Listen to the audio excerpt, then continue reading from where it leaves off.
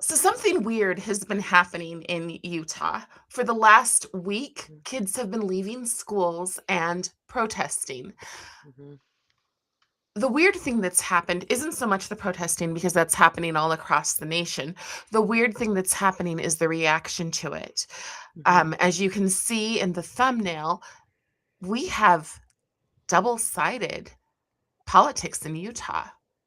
2 years ago, conservative kids went out and protested for something that they felt was wrong. Not even necessarily conservative kids, just students who didn't want to fall to compelled speech. And they were met with 5 days of bomb threats. But there are no bomb threats for these kids.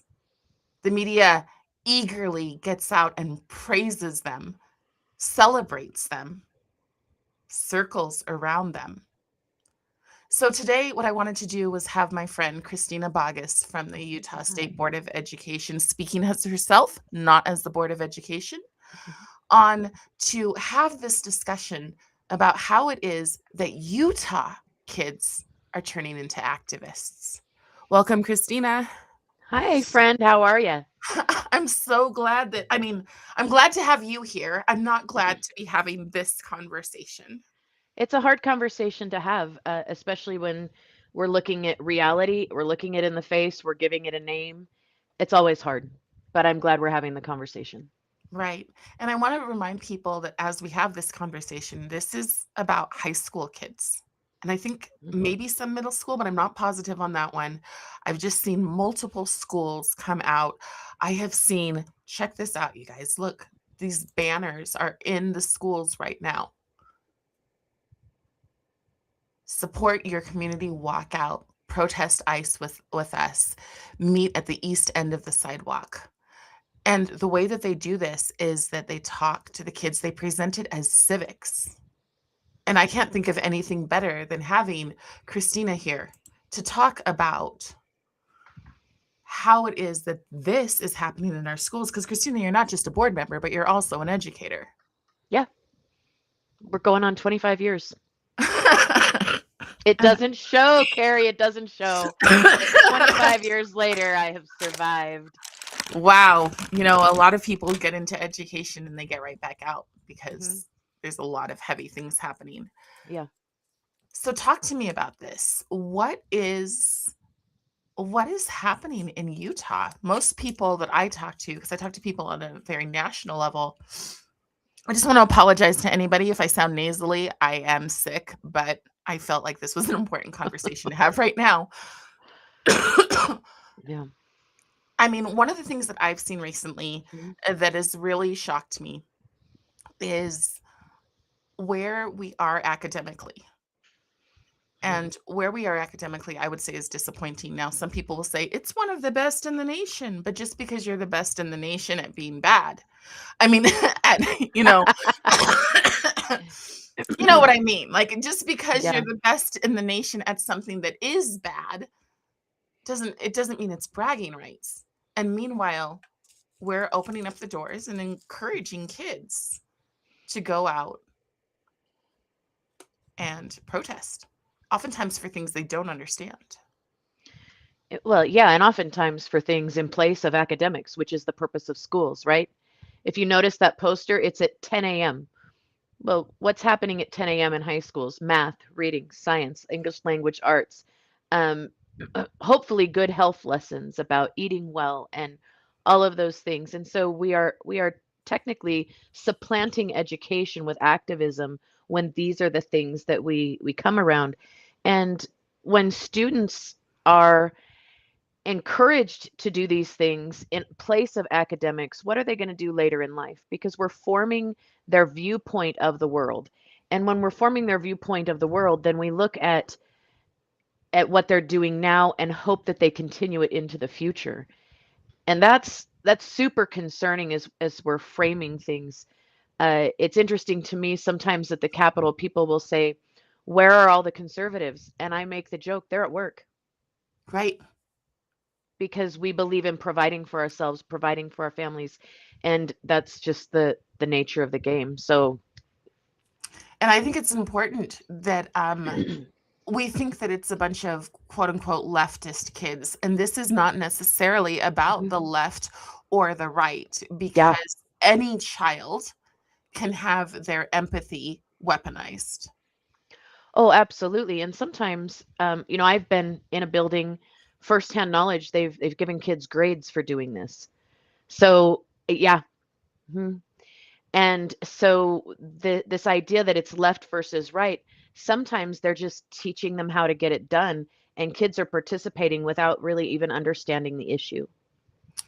I was listening to, I think it was an educator on one Hmm. of my parent advocacy pages, and they said we shouldn't be depriving kids of their First Amendment right. But Hmm. when you look at the signs, and I just want to pull up some of the signs that these kids have, um, their signs look a lot like they're being promoted. I mean, that they're promoting somebody else's agenda. Oh my gosh, look at how violent. I prefer crushed ice for kids. Yeah. Hmm. Fund education, not deportation. Fund education. There's not a whole lot of kids who are thinking about the funding of education. Yeah. As you know, both of us have kids in high school, and Hmm. I would say, even though we try our best, they generally think money grows on trees. Oh, absolutely. So, Yeah. so this Sorry. fund education. I mean, I was looking at my son's fees the other day, and I was So like, sorry. $700. Yeah, Like, they generally think money grows on trees. Yes, so true. And the average kid is not thinking about education funding unless they're told to think about education funding. right, It and usually that comes from the narrative, we can't get off topic, but it's a big talk in Utah right now is the $300 million cut to education, which is interesting because education funding is going up despite that, where we still have $195 million in addition. So they get this single part of the narrative, and they latch onto it, and then kids regurgitate that. But that's kind of what activism does, is it takes a single element of the narrative and it pushes it out there without the greater context. right. um, and, and unfortunately we get young people who latch on to that, whether they're encouraged to latch on to that or it's propaganda on their phones, whatever. But clearly this is coming out in schools and being handed out in schools, and so it's a concern.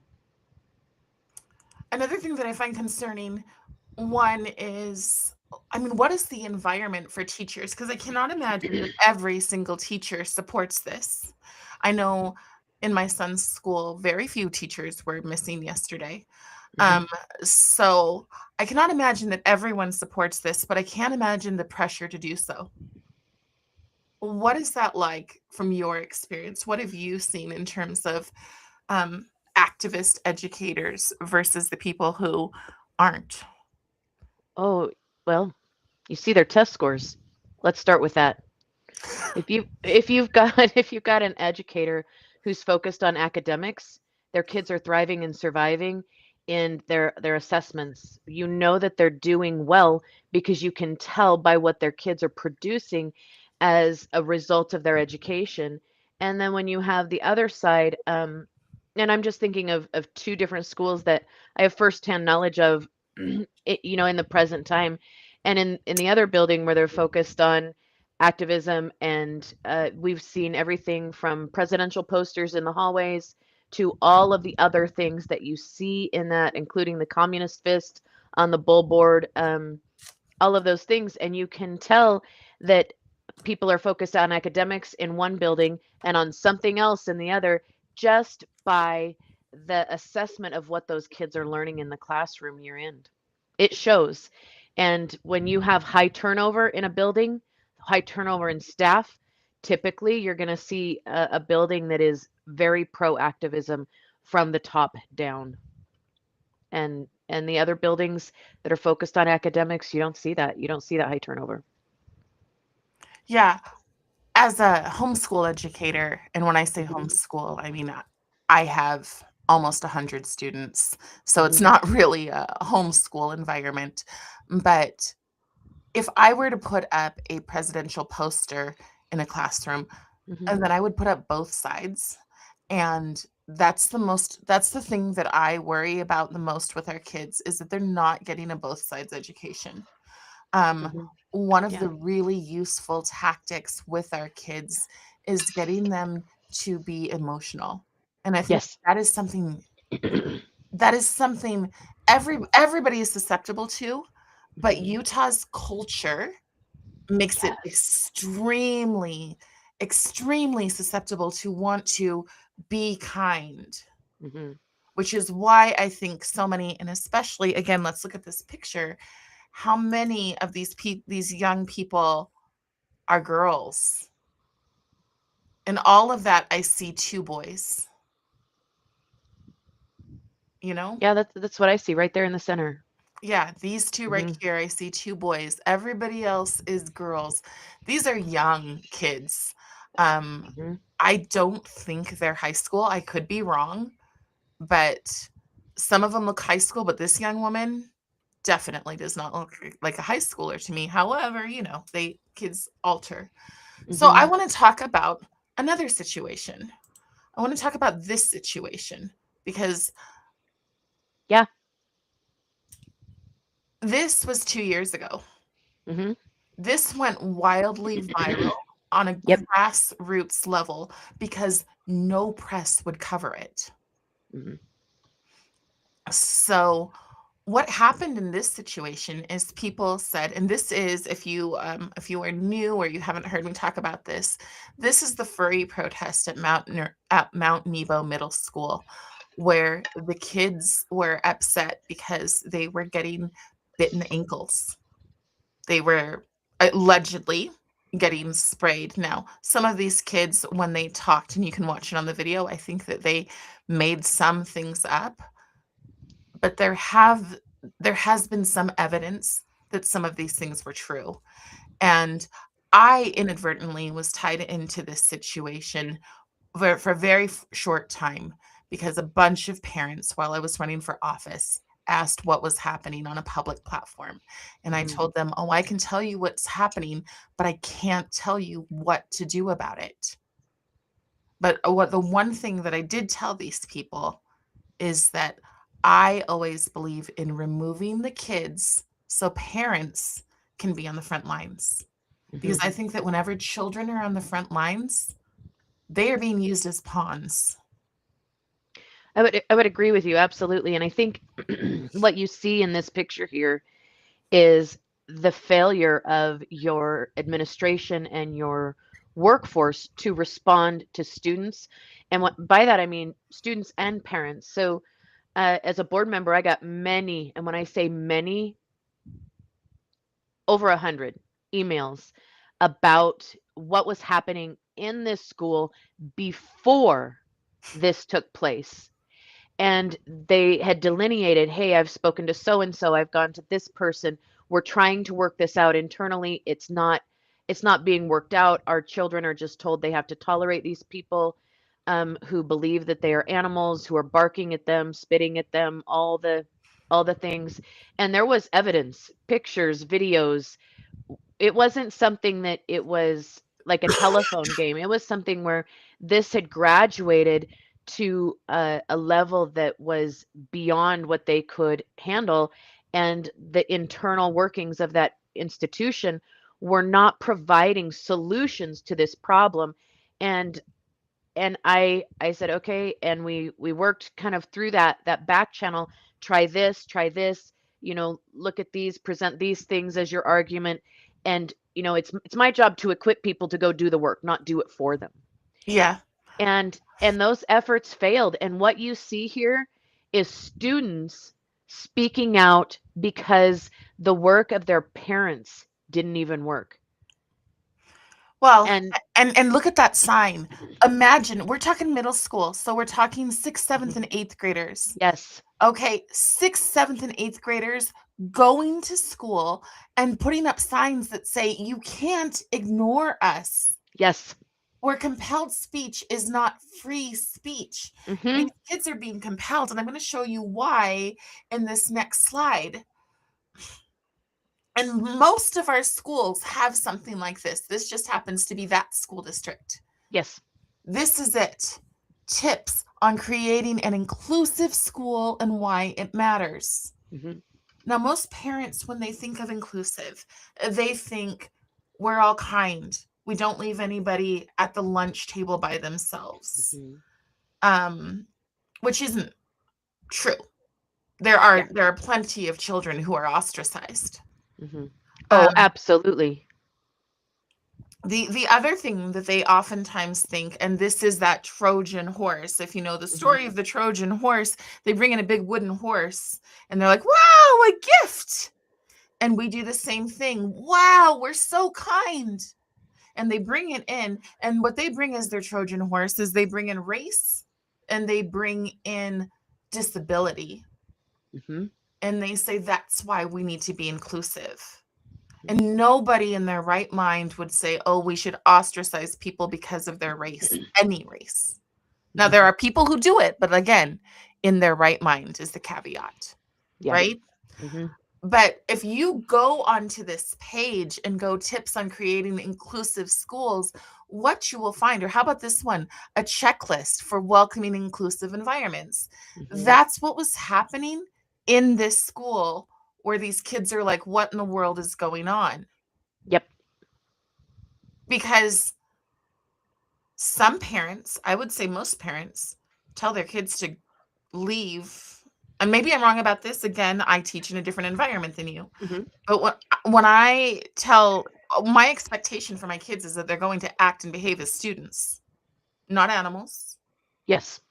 And I'm not going to prioritize one thing about them when the goal of my hour to hour teaching is the lesson. Hmm. But it seems to me that the lesson is over and over becoming activism. Oh, I would agree. Especially when you have your social and emotional learning programs that focus on activism. You've got action civics in our schools. Utah passed a bill about ethnic studies, which is, by and large, it has that activist current, and it's not a thin thread. If you think about, a, a multi-strand rope, right? It is over and over. It's not just a single thread, it's thousands of threads of activism woven into that curriculum. And it's bred in our schools, unfortunately, by and through the curriculum. And sometimes the teacher as well, but the curriculum most definitely has it in there, and we have many, many examples of that. So I have the question on that one, just a little bit of pushback because I thought that we paused ethnic studies in Utah. Did we not? Okay. So we hear that a lot, right? Well, this isn't supposed to be happening. Utah's done many things. So let's start with the many things we've done. We included uh, prohibitions that you can't teach certain things in the 206 code. Yet those things are still being taught because there's no actual consequence to teaching them. We've quote unquote paused ethnic studies, but once it's started, and that's what activists know well, is that once it's started, it's hard to get out because it's interwoven into the school day. And our code for character education says that character education is not a standalone course. It must be integrated throughout all parts of the curriculum. And when I say character education, I'm not speaking of social skills that you and I were taught as a child. So, for example, wait your turn to speak. We don't push each other in line. We're talking about social skills that are on a completely different level in terms of worldview. And I think that's what people need to remember, that we're talking about forming a different worldview. And if you're a member of the Jewish tradition and you practice Judaism, you have a worldview that is informed by your faith. If you are a Muslim, you have a worldview that is informed by your faith. If you are a Christian, you have a worldview that's informed by your faith. If you're a Latter-day Saint, you have a worldview that is informed by your faith. And the idea is that we are breaking down that worldview and taking on another worldview. In fact, the scriptures speak about it when Paul says, you've got to take off the world and put on Christ. It's the same thing. It's actually a very religious practice to deconstruct one mindset and put on another mindset. And so that's what's happening in many, many, many of our classrooms today. Absolutely. And an example of that that would just be tangible, um, one of the things that's coming up is the dignity index, teaching people Yes. what it is and is not okay to teach. Again, going back to these kids, they already experienced it in school. Hmm. Compelled speech is not free speech. Yep. These kids already got it because they weren't allowed to say what they thought. And I Hmm. think what we need to think about, because we're always thinking we have what is the word I'm thinking of? I want to say centered, but that's not it. But we have normalized mental health issues. Yeah. We've said we need to not just be comfortable, but we need to center around and focus and make sure those Hmm. kids are the most comfortable. But what do Hmm. you think it does to these kids when they realize, one, they have to lie in Hmm. order to be liked by teachers? Hmm. One of the things that happened in this situation that I will never forget is a teacher made a comment that the kids were dirty and that school was better off without them. That doesn't happen to these kids. And quite frankly, it shouldn't happen to any kid It because when shouldn't you're happen to any talking student. about No. their mental health, Hmm. the kids who read that, who know, I know that when I was a sub for the public school, I just taught the way I teach, and I walked out on my lunch break, and a group of kids said, "There's that teacher who actually cares about us," or "There's that sub who actually cares about us." Hmm. And there's something sick Yeah, I think let's go about that. back to Yeah. you said your question was what about these kids? And you had the picture up of the students compelled speech is not free speech. Yes. What those students know at their core is that school is not safe for them. Mm. That school they can't speak their mind in school without being ostracized, disciplined. And at this time when this was going on, we had everything from compelled pronoun use to compelled affirmation of I'm a dog and I'm a fish Right. to compelled affirmation of boys can be girls and girls can be boys. And in that space, when you believe truth and objective truth, you're not safe in that space. And that's what those students know. They know that they can't have an authentic debate wherein they defend their position because their position is not allowed. Which is the opposite of education. It's Because absolutely the little opposite of by education. little, our Hmm. children should be learning, they should be gaining the confidence. See, at first, we pour information into them and they Hmm. memorize facts because they're Hmm. little. Yeah. But by the time they're getting to middle school, Hmm. they know that there are two genders. Yes. They know these things. Hmm. And so you're requiring these kids to play the emperor's new clothes. That's what you're doing. Hmm. You're regularly telling the kids what you see with your eyes is unkind, so you aren't allowed to say it. Yeah. And at this mental health level, they've had prisoners of war that they've investigated who, after a certain amount of time of swallowing the lies, they lose any desire for the truth. They no longer care about it. Hmm. And Yeah. that's what we're doing to these kids on that side of things. Now, on the other side of things, we're just telling them what we want them to regurgitate, right? Like Hmm. in this picture, again, we're telling the kids what we want them to regurgitate. We are not telling them that our land is not stolen, but rather conquered. We are Well, not and many telling times our land is there's a difference between conquered and purchased. And there's that too. in America, both is true. The Yes. the in Massachusetts, the the people who came, they purchased that land and there was a deed of ownership. And in other spaces, In conquered. Mexico Mhm, or California, yeah. we bought And it. it was called the Louisiana Purchase for a reason. Right. And so this idea that we're on stolen land is not always truthful. And I'm not going to pretend that there was not elements of that, but by and large, the American land was purchased.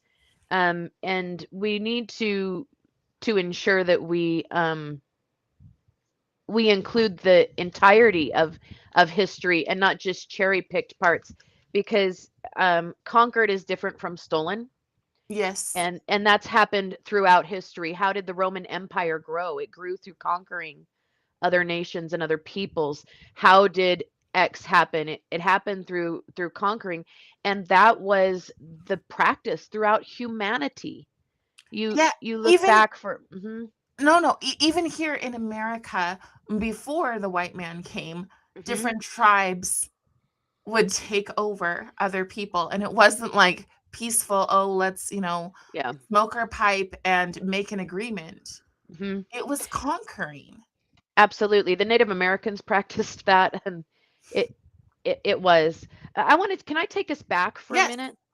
I Yeah. think that one of the things that we forget to remember is that when we're in a space where activism is threaded and interwoven throughout our school and our school day, you see it in math, you see it in ELA, you see it in everything from the counseling session that's taught under the guise of life skills to whatever else. When we are seeing that in our schools, what we are telling our children is to lie, that they can't tell the truth. And it's weird to me. It's the ultimate conundrum, right? Speak your truth, but only if it's this truth.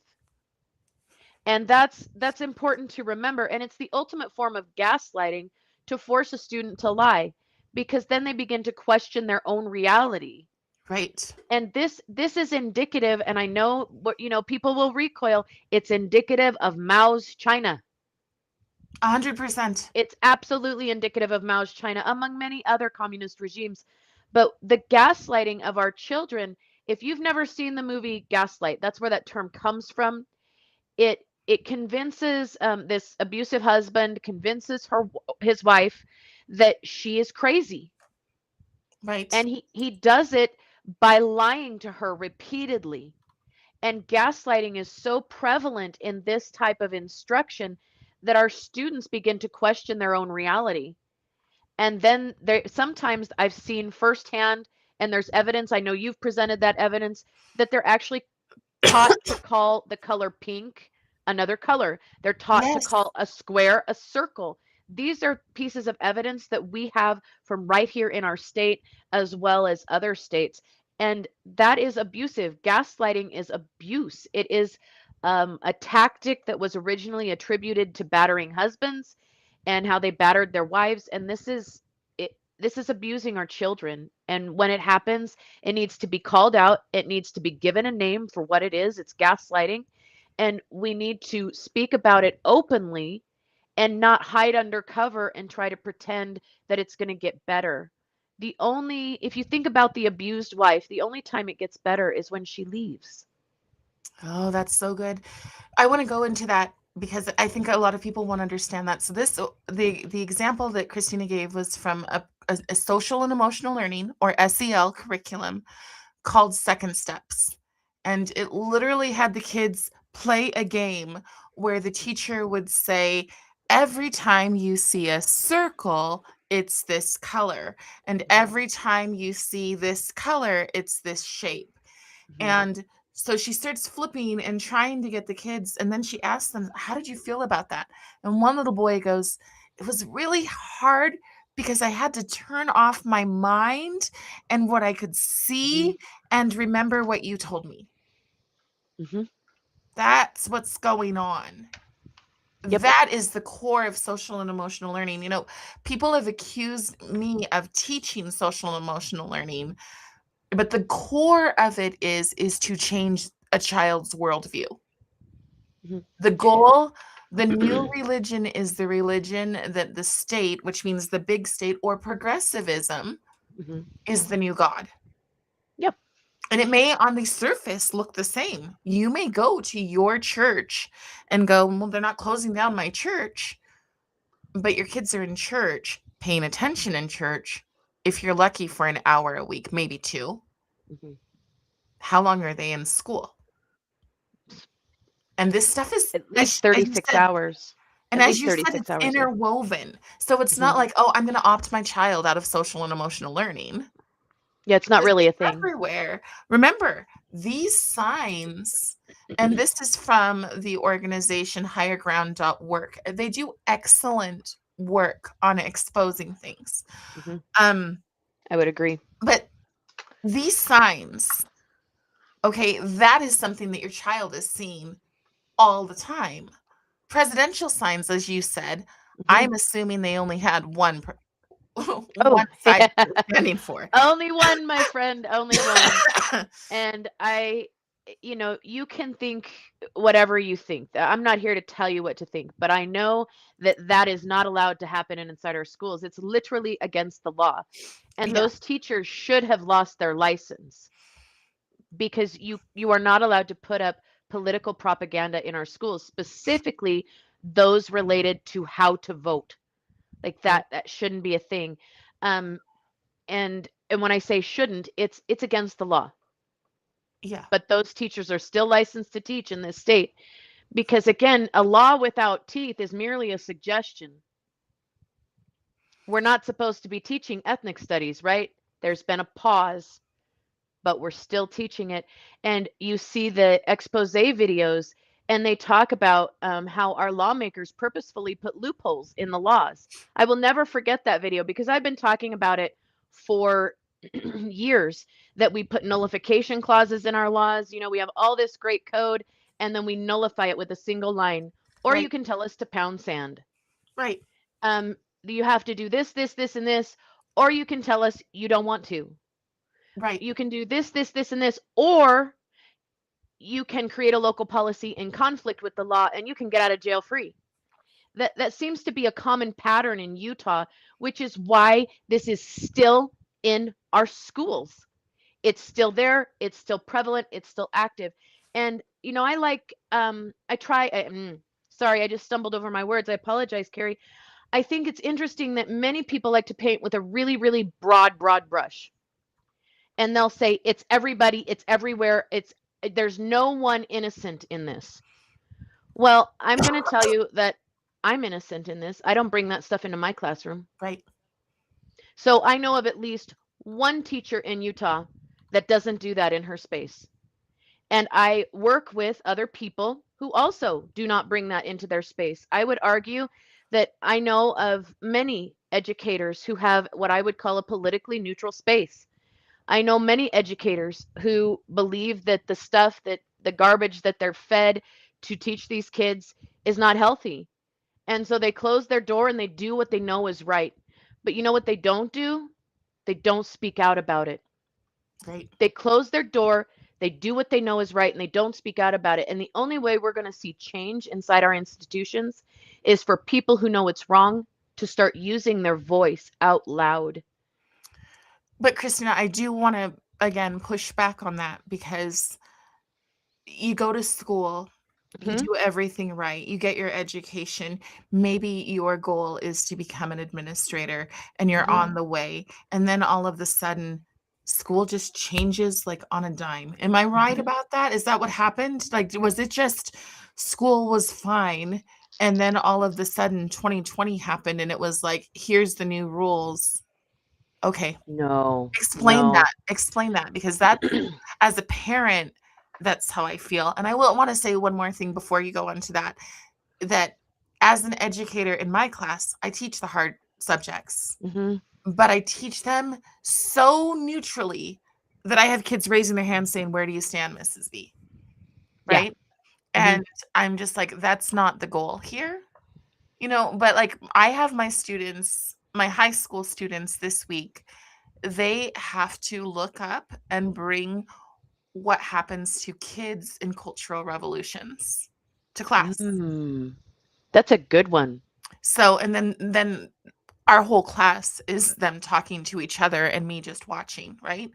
So sometimes if they don't bring anything because they are students in Yeah. 2026, then I'll have a slideshow and I will show them things. But again, from this perspective of this is simply history, Yeah. right? The Mhm. same thing as February comes along and it's Black History Month. I Mhm. do teach Black history, and some people freak out that how dare she teach Black history. But I think it's important that we understand where slavery came from, who started chattel slavery in America. Mhm. Because if Yeah. our kids knew that, Yeah. it would be a very different emotional response. Well, and I think it's important for us to remember that, in my opinion, other people might disagree with me. President Wilson was horrible in terms of erasing Black history. And you and I both know we had representatives in our Congress well before the 1980s and 90s. Yes. We had people of color in our Congress. People of color were governors, they were mayors, they were councilmen, they were congressmen in the state And Congress as well sometimes as they the didn't federal deserve Congress. to be. And we don't even have that Hmm. conversation. We don't Yeah. have the conversation that basically DEI happened Yep. back then. But Hmm. and then we silence, and this is the thing that people don't understand about ethnic studies. I want to be super clear. If you are listening as opposed to watching this, I'm half Black. And I grew up Hmm. ridiculously poor. Okay. If anybody wants to see that community rise, I qualify. Hmm. The thing about ethnic studies is that, again, it's a Trojan horse. The first part is to teach every child why they are oppressed. The way that that happened. Now, look again at these kids. Do you not believe that these kids believe that they are oppressed? So the first thing is to teach every single child why they are oppressed. And the second part, which is the most important and should scare the holy living crap out of most people, is that they're supposed to dismantle the systems of oppression. Hmm. And what you have to understand, excuse me, what you have to understand about any of this is that it is a theory. It is pushing towards a revolution. The revolution is postmodern. What that means is that everything is oppressive. Think about the people who have been the leaders of this, like Ibram X. Kendi. Hmm. See the problem everywhere, see racism everywhere. Well, once you are taught to see a problem everywhere, Hmm. first you're a pawn. Yep. You will get out and water carry for people who do not have your best interest. Hmm. These kids, when they get to be 30 years old, are going to go, why can't I afford a home? Hmm. Yeah. And if we can take Ibram X. Kendi for a minute, his theories, despite the fact that they've been like overwhelmingly debunked, like let's go there, He's a they've been con man. over, yeah, yeah, it's been proven, right? But one of the theories that's still taught in schools today is not only must you believe in these things, you must act upon them, or you're not real enough for the thing. And that is taught, that you have to believe and you have to act. And that was one of the anti-racist movements. uh, it was one of their biggest things. In fact, I was assigned to a building when that was super big, and one of the things they did was they you had to go around. Teachers were assigned to go around to classrooms and to basically tell everybody all of their microaggressions and all the things that they were doing wrong. Can you imagine the tenuousness in the culture in that building, where people were going around and looking for all your anti-racist endeavors? Right. Like, it was insane. And teachers would be like, well, I don't think this person did anything wrong, and the principal would say to them, well, you have to come up with at least two. So then they would just start making stuff up. Well, they did this, and I think it means this. It was one of the most dysfunctional institutions, and still to this day is recovering from the chaos that was wrought during that time frame, not just among the staff, but among the student body as well. Yeah. The on the other side of that, the the constant questioning of my motives as a minority in education Hmm. was exhausting. It is exhausting. Yeah. You know, people are like, "Oh, you can't genuinely believe that because you're not allowed to think that way." And they don't say you're not allowed to. They can't figure it out.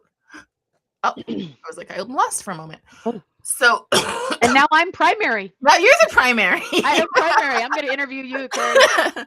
So, but again, the kids don't know. So I don't think most of these kids would protest and say, I think I should be allowed to have intercourse with my parent. Okay, I know, heavy stuff, but that is where queer theory goes. Yes.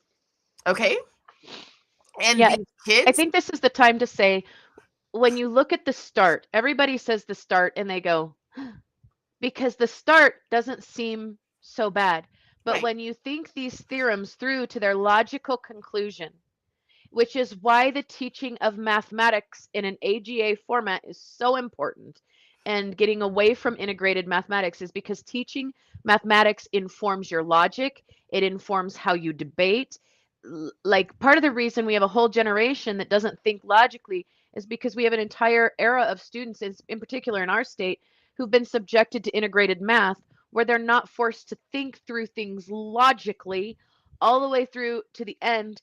And there's this element where the beginning doesn't seem quite so heinous, but when you actually think it through Mhm. to its logical conclusion, your mind is blown. And then if you think this right here is happening and you trace it backward in time, you're like, oh, this movement was the parent movement of this today.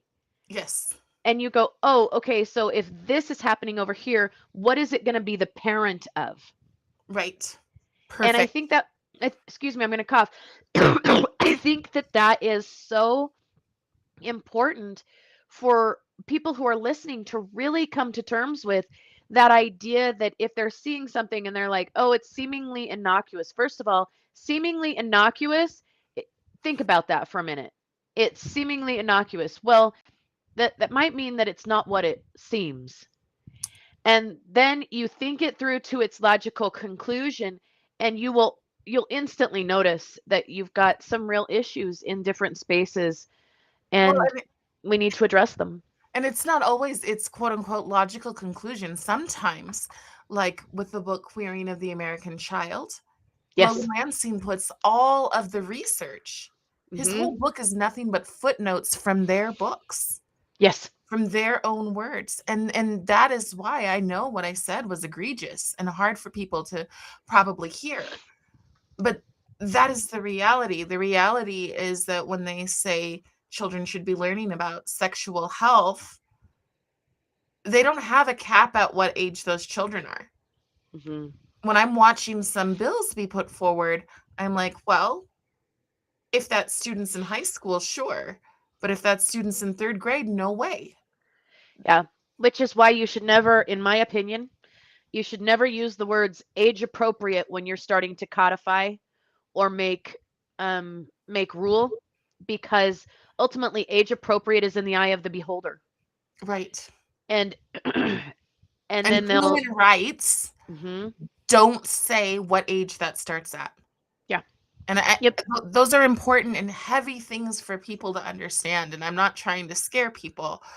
I'm just saying this is factual. This Hmm. is readily available. And again, if you came to these little kids right here and you told them, well, your no one is illegal on stolen land means a whole bunch of people right now are not through necessarily food stamps or other things, but what they will get it through is NGOs, which might as well be food stamps because it's still our money.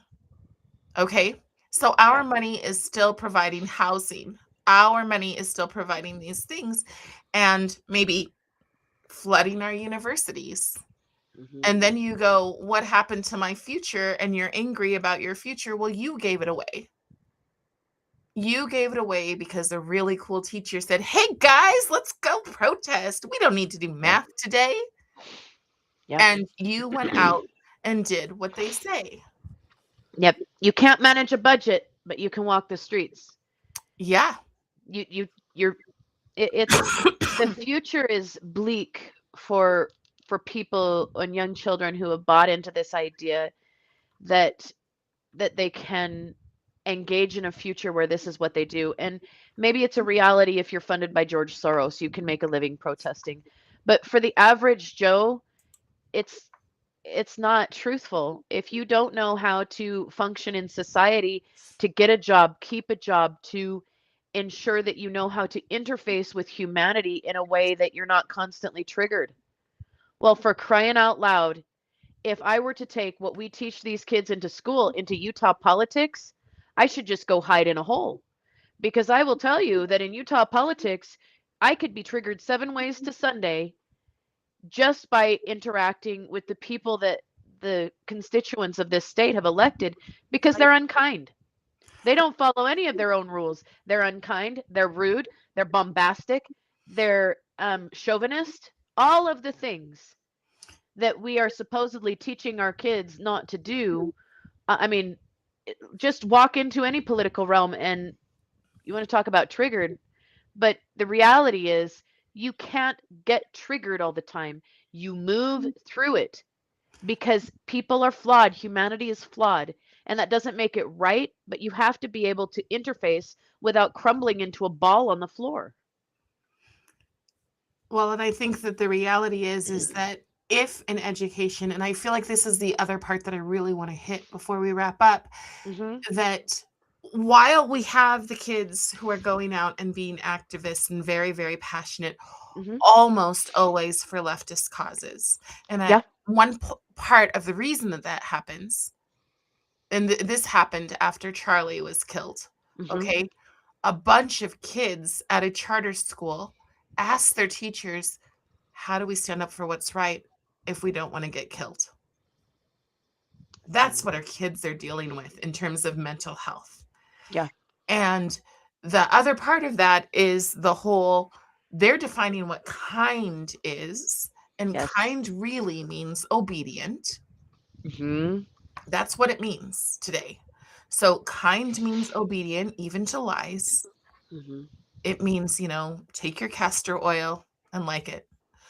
Um, but the other part of that is that we are not informing a moral and virtuous society. No. So when our voters go out, they've already been taught at this age to vote for emotion. These kids are often celebrated. These kids are often brought into groups and made the leaders of their school Yeah. through groups like It's Not Stronger Together. What is that organization that they have for the kids?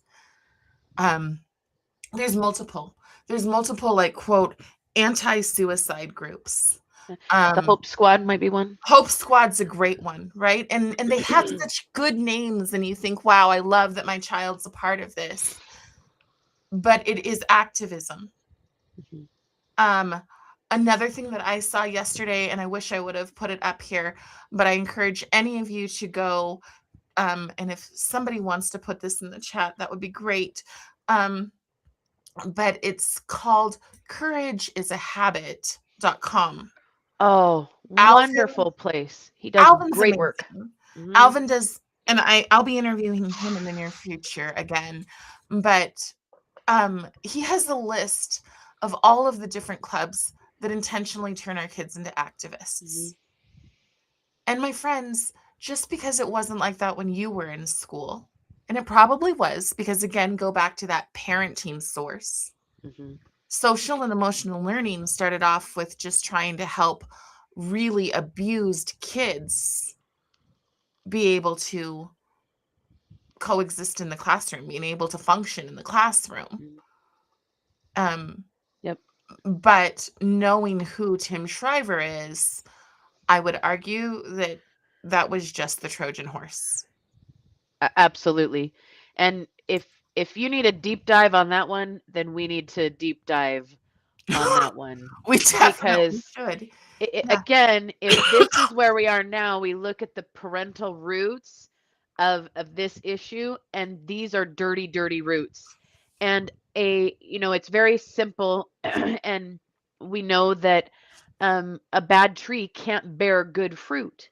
I love that. Yep. And right here, we have a bad tree with really bad roots, and we know that that's not going to bear good fruit. That might be a deep dive for another day.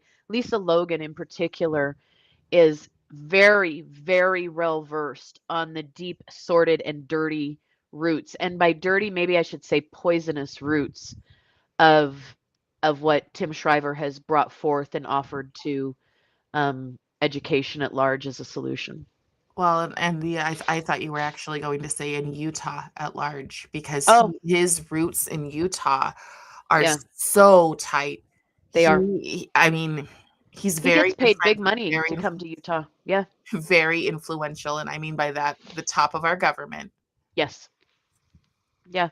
That's what we deal with, and he comes and speaks to teachers Yeah. on a regular basis. Now, the other thing Yeah. I would suggest people do is go to UEA, or if you're watching this from another state, go and look up your state's teachers association or teachers Hmm. union and look up their activist pages. The focus oftentimes is not education Yeah. or the other issue. And again, I'm sorry, I thought I had this image. Um, Go look at Brandy Weingarten. She literally wrote a book called Why Fascists Hate Teachers. That is actually her book. And she Yeah. is the head of the Teachers Association, I Hmm. think, or she's the Teachers Union. She's so American Federation of Teachers is Randy. Okay. And The NEA Becky, is, yes, Becky is the NEA. yes, And Becky has a challenger, I think, right now in the current election cycle for the NEA. good. Could be wrong, but yeah, I think it's funny. And funny not as in hilarious funny, but as in just the audacity that a lot of times these people will literally tell you the truth while claiming at the same time that what you heard them say was a lie. Right. And that would be that book, right? Yeah. They'll tell you the truth. So like the United Nations, their SDG goal number 4, UNESCO puts out a lot of documents. They Right. tell you exactly what they're going to do, how they're going to do it, and then they will gaslight you into saying, "Oh no, we're not doing that. We're not doing that."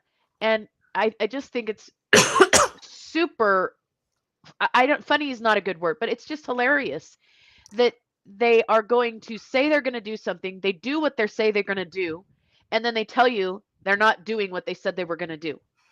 And if your Yep. brain is conditioned to follow the lie and Hmm. to swallow whatever they tell you, Yeah. and then that's why you're going to accept it, and how many generations have. You Hmm. know, I the reason that I have such a hard time, and I think I asked you this question, I'll let you wrap up with this, Hmm. but I mean, I was that parent who was super, super, super pro public school. I volunteered as if it were a full-time job. Yeah.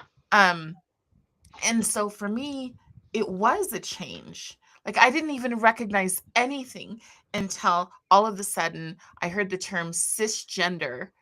And I was talking on the phone and I was like, I don't even know what that means. And my sixth grade son was like, Mom, that means comfortable in skin. And I said, how do you know that? And this is a kid who does not have access to social media, right? So he Hmm. didn't learn it the way that people, oh, they learn it there anyway, so it's fine to teach them. No, he learned it in class. He learned it in his classroom. He learned it in the gifted classroom. Yeah. Um, the teacher chose to read a book about gender twice to the kids in 1 year, the same book. Yeah. So, um, so that's my final question for you is when did it happen? When did you recognize it as a teacher? As you said, you've been teaching for 25 years. When did you see this is not what I signed up for? If I were to be very 100% honest, when I moved to Utah, when we came here, I wouldn't say I saw it in the other states. I saw things looking back that I didn't recognize. So, for example, I taught in another state and they had outlawed us saying boys and girls. We had to refer to our students as friends, Friends. that gender neutral language. And that happened clear back in 2012. And and so I still use that language today, not in the same way, but if you'll notice when I text you, I say hello friend. Well, that was embedded into me a long time ago. I no longer use that in the classroom, but that language was assault. It was an assault on teachers to use that language. It was something we were graded on in our evaluations, and we were all of the things. Well, I didn't notice it at the time. What I really noticed is when I moved to Utah in 2015. That is when I was like, oh, and I started doing research. And one of the books that I really dug into was it's called NEA, A Trojan Horse in American Education.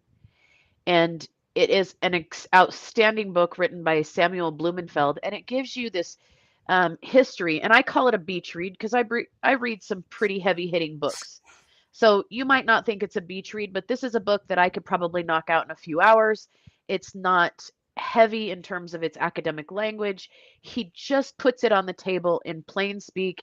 And that was when I really started to go, oh, and when I started to research what was happening in my districts. And then I was having conversations about some of the things that I was experiencing in teacher training. And um, my peers outside the state, they would say, you're experiencing this. And then I would go and look that up. And the playbook was like verbatim. And that's when I really started to go, oh, okay, I am knee deep in something. And then I've learned later that I'm knee deep in something that started in Utah clear back in 2002 is where they found the genesis of this thread that's interwoven. It started clear back, at this point, it's what, 23 years ago. It's not Wow. new. This endeavor has been pushing forward in this state for almost 3 decades. Wow. And it's very interesting to see that line as you trace it back and you look at the code that was passed and you look at these other endeavors and you go, I get it. I see it now. And yeah, it's important to look at. Yeah, we only have a few more minutes, but I feel like Mhm. I saw something recently that asked the question, is Utah a social experiment? Yeah.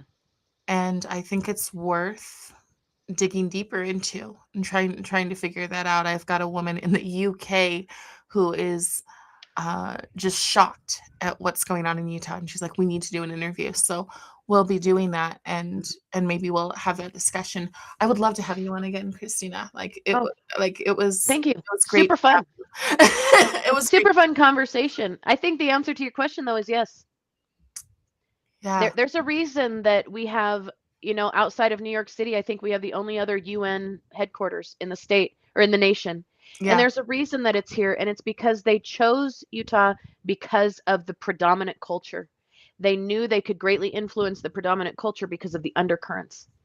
So when you say, is it? I would say absolutely it is. Um, because the other states that I've been a party to, I didn't see what I saw there. And I'm not saying it's not there. What I'm saying is 15 years ago, I would have been on the other side of this. And in other states, I might still be on the other side of this. That Wow. it's not happening, but it is happening. It is happening here. It's very real, and you can see it in everyday things. I know we got to go, Carrie. It's been a joy. Thank you for having me. You're an absolute pleasure. Yeah, everybody, please share this. This is so important that parents understand it. And what I try to do is present things in a way that is palatable. I know that some of the Mhm. things I said were kind of strong, but they're honest and Yeah. they need to be said and people need to hear them because that is the way that we protect our kids. Mhm. Remember, a friend of mine said this about these kids. She said, if kids are protesting, parents are failing them. Yep. And that's really where we are. So, everyone, I appreciate it. The reason I'm jumping off right now is because I can only download it if I stay at an hour. So, this will go up on the regular page, so not just the live. as soon as I get it up. So I thank you so much for joining us this morning, and I hope you have a wonderful weekend. Thanks, Carrie. Thank you. Bye bye. Bye bye.